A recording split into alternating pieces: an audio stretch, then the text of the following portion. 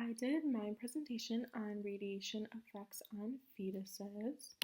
So first, just for some learning objectives. So the first two are both sensitivity, but the first one will focus on effects of radiation exposure to the placenta and then effects of radiation exposure on the fetus.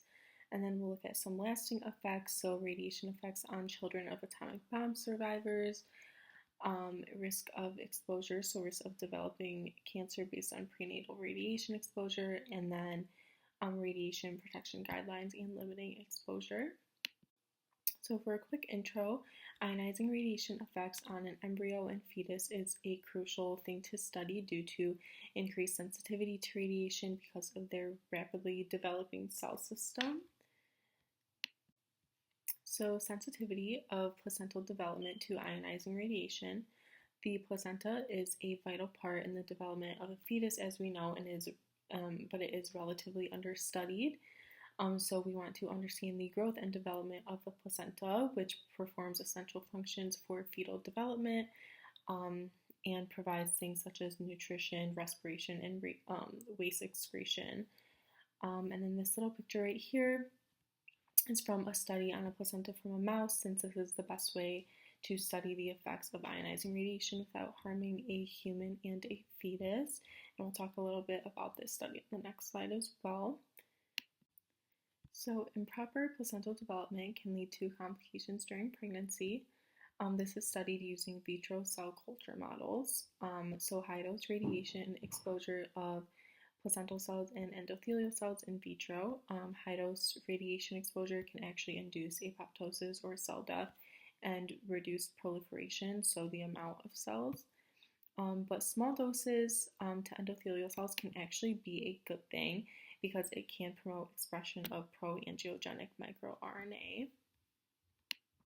So now for the effects of ionizing radiation on the fetus. So there are three stages. There's the pre-implantation stage, the organogenesis stage, and the fetal stage. So first for pre-implantation, this is typically from 0 to 9 days, and this is when radiation exposure is most fatal.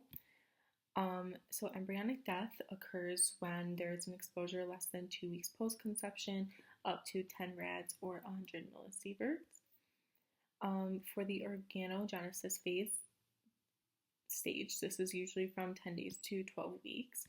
So exposure 2 to 7 weeks post-conception, up to 5 to 50 rads or 50 to 500 millisieverts can lead to major malformations and growth restrictions that would come later on.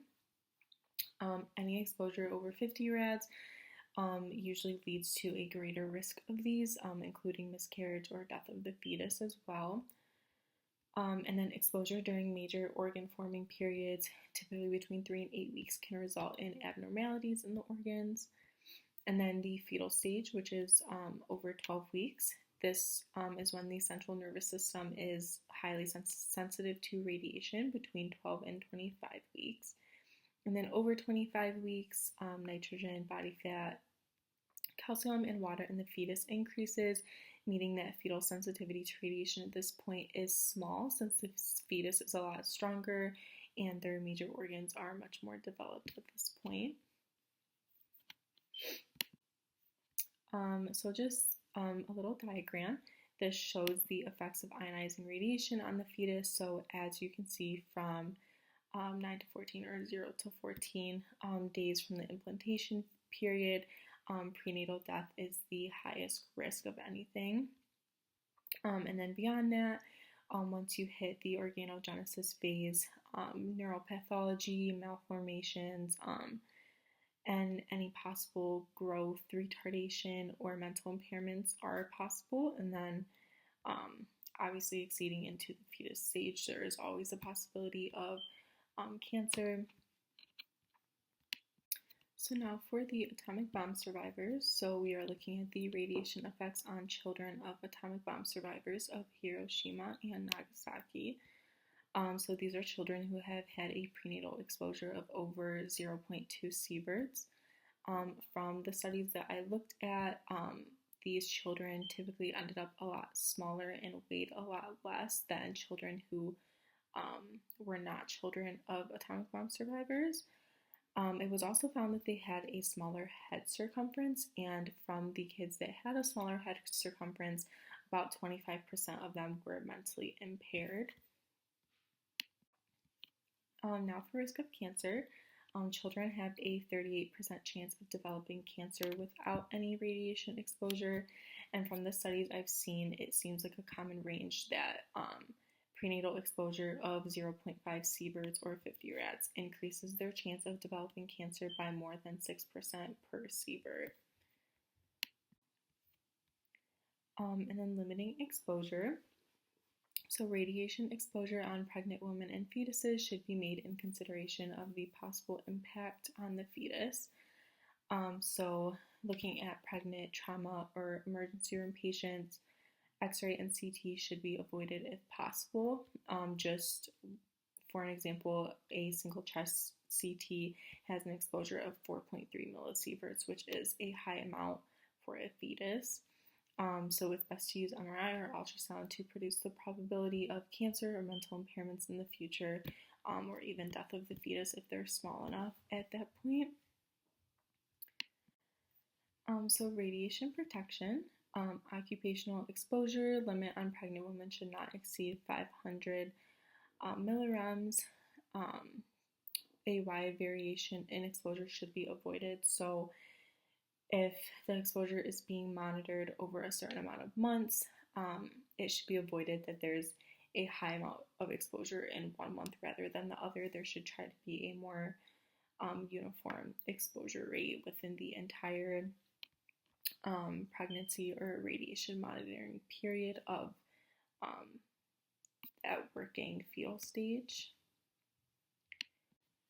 And then for radiation protection, this is just a little chart going over pregnant fetal dose exposure, legal limits, natural background radiation dose, and threshold for injury. So as we know, the threshold for fetal injury is 100 millisieverts. 0.09 millisieverts is the estimated total radiation dose to a fetus of working pregnant interventionalists over the entire gestation period. 0.3 millisieverts is the under-lead dose to working pregnant interventionalists over the entire gestation. 1 millisievert, which is the legal dose for the entire gestation in a couple places like Australia, Bangladesh, Europe, and Israel. 2.4 millisieverts, which is the annual natural background radiation dose worldwide, and 5 millisieverts, which is the legal dose limit for the entire gestation period in the USA. And then in conclusion, radiation effects on the placenta and fetuses has been studied very thoroughly to where I feel we are knowledgeable on safe dose limits to protect ourselves and the fetus, but it is always important to keep researching and making sure that we are protecting the fetus in every way that we can and avoiding all unnecessary radiation exposure. And then I also think that it is vital that there is more research done on radiation effects on a placenta, since this is what provides all functions for fetal development. And radiation exposure on a fetus, again, should be limited in all cases unless necessary. And then these are my resources. Thank you.